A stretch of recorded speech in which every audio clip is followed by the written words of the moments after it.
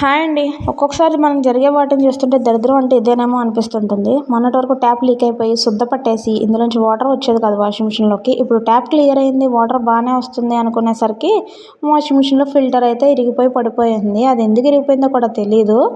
నార్మల్గా ఎప్పుడు వేసేలానే బట్టలు వేసాను, కానీ ఇది బట్టలతో పాటు వాషింగ్ మిషన్ ఆరబెట్టేటప్పుడు రౌండ్గా తిరుగుతుంది కదా, రౌండ్గా తిరిగేటప్పుడు సౌండ్ వస్తుంది.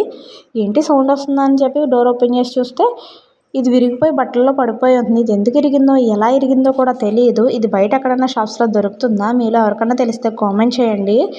అండ్ ఇది లేకుండా కూడా బట్టలు వాషింగ్ మిషన్లో వేయచ్చో లేదో కూడా చెప్పండి, మీలో ఎవరికైనా తెలిస్తే. బట్టలు ఉతకడానికి చాలా కష్టమైపోతుందండి. వాషింగ్ మిషన్ అలవాటు అయిపోయి చేత్తో ఉతకాలి అంటే నడుము నొప్పి, చేతులు నొప్పి, ఎందుకురా అనిపిస్తోంది.